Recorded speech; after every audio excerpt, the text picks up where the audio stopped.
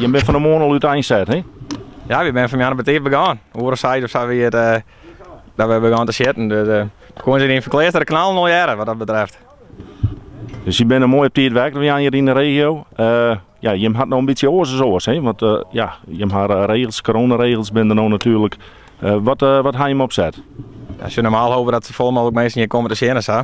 Maar dat kon het hier net. Dus hebben we betaald dat we een drive-in. Zo'n dan kunnen mensen hier zo mooi deel komen met de auto.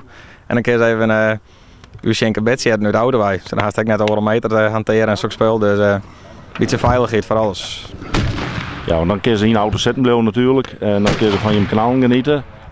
Ja, het is een traditie. Je toch, het mag dit hier toch gewoon terug in. Ja, dat toch wel. Dus we kunnen hier wel net zitten gaan. Ja, dan is het heel zwaarder een beetje aan zo'n speel. Dus we pakken het gewoon goed aan. Ja, wat een grote tensie die normaal. Zodat we meer, we hadden een grote groep, dan kunnen we meer de meter hanteren. Dus ja, we zelf hoe alles wat rent. Hopen dat er meesten komen. Ja, en tot hoe laat ben je met je familie nog op het kanaal? Ik ben familie aan het kanaal tot Noorden zelf 5. Dat hadden de gemeente dus aanwezen. Dus dat zullen we dan wel even hoe laat dat we dus nog gaan. Maar de meesten zijn altijd welkom om welkom. Ja, want dan, ja, de kerbit, wij halen je hem dat eigenlijk bij. Want dat, je moet er nou wel een voorraadje aan natuurlijk. Dus we hadden dit hier op het tiert inslaan. Omdat het door de viewworkspel begon het betiert met het kerbitspel dat het wel legaal weer. Dus hebben we mooi op tiert wat kerbit inslaan.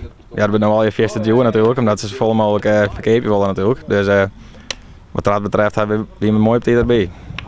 Dus je mag een oog voor de hele dag en dan ja, jong net op stap met de maten. Dus zit dat denk ik met een flesje bier. Nou, dat zal wel worden, dacht ik, ja. Meer kan ik niet doen wat dat betreft.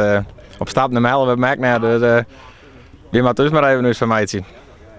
Ja, en dan door hier hoop je dat de regels al weer versoepelen binnen, dat we er van open binnen en dan echt weer traditioneel met een hele ploeg hier knallen. Ja, als je daar doet wat voor, hè? Daarom doen we het hier wat rustig aan. Dus ja, we hopen erop. En het komt verder goed, dacht ik.